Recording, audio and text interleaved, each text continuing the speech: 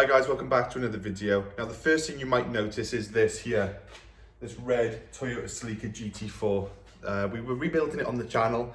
It was sort of 90% finished and then I decided to sell it.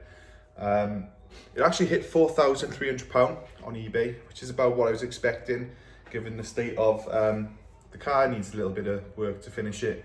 But for some reason, the buyer hasn't picked it up. I can only imagine it's got something to do with the coronavirus going around, so it's understandable, although they haven't really given a reason. So it's still here, and there will be potentially a few more videos on the car coming soon. Let me know in the comments if that's something you want to see, or if you just don't want to see anymore, you want to just get rid of it and concentrate on the Evo, let me know. But today's video is not about this car. Today we're going to be talking about STEVO, the Evo. Now in the last video we went to see how much power it would make at the dyno. We went to Indigo GT.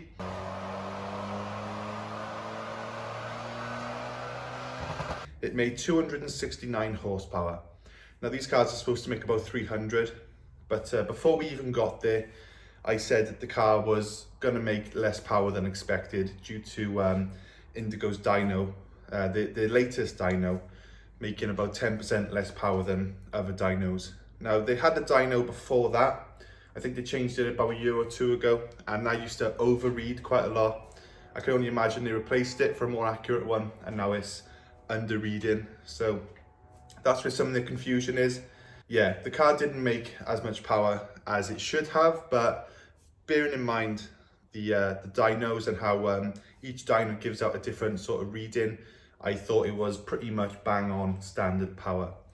Now, Ant basically put a wideband in the exhaust and he measured the boost of the car, and as you would have seen in that video, the AFRs were leaning out 12.5 to 1, which is way too lean for a turbo car, and the boost pressure was over boosting. It was a spike of boost and then it was cutting it right back then to even less than standard boost. So something's going on and we're going to have to basically diagnose it. So what's my plan moving forward? How am I going to diagnose it? Well, I could have just bought a map there and then from Ant, and you know, nothing personal against him or his company. I have nothing bad to say, but just I've always been like this with cars.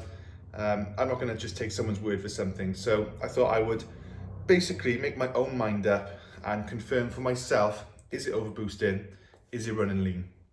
Now the only way to do that would be to fit a wideband gauge, fit a boost gauge, and just for good measure, we're going to fit an SST temperature gauge as well. I've actually decided to go with AEM X series gauges. So they're quite expensive, very expensive actually, but you know, they're good quality, they're very accurate, and not only that, you can actually program an alarm to the boost and the gearbox temperature. So if it overboosts, the gauge will actually sound an alarm, and if the gearbox temperature gets too hot, say I'm on a track day, the temperature is getting too hot, it's climbing, it's climbing, it's climbing, rather than suddenly finding the car loses drive, goes into limp mode, or we have a gearbox problem, the alarm's going to go off at a preset temperature, and I'm going to have 10 or 20 degrees worth of headroom before the gearbox actually tells me it's too hot. So we'd rather get it off track before the car on the dashboard tells me it's too hot, because it's usually a little bit too late by the time it does that. So that's what we're going to do. We're going to fit 3 gauges and we're going to diagnose it for ourselves, or try and rule it out. Try and figure out what's going on basically. Now it's quite difficult to record these 3 gauges. I had to fit them all at once, and it was very difficult to do like a step-by-step, especially because they'll be going in at the same time. So it's difficult to split it up into 3 separate videos for different people to watch these videos in the future. Some people might want to watch the SST gauge install and find information about that, but they might not care about a wideband or a boost gauge. So moving forward, I'm going to have a couple of short videos just recapping each gauge and what's required to fit each one and how I went about doing that. Let me know what you want me to do in the comments with this Celica, and just to refresh your memory, let's have a little nose at it. I haven't even touched the car for the past fortnight at least. It hasn't even seen any work, but let's have a little look.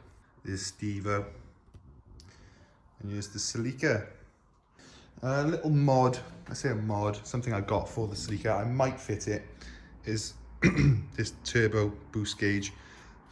It's an old one. I thought it's pretty in keeping with the vehicle. I know they got one as standard, but it doesn't really tell you how much boost it's making. And given the fact this has cracked the piston a couple of times in the past, it's probably a good idea that I manage or monitor the boost levels. So yeah, that's pretty much the Celica. And maybe we'll see some future videos on it. You let me know. Thanks for watching, and I'll see you in the next one.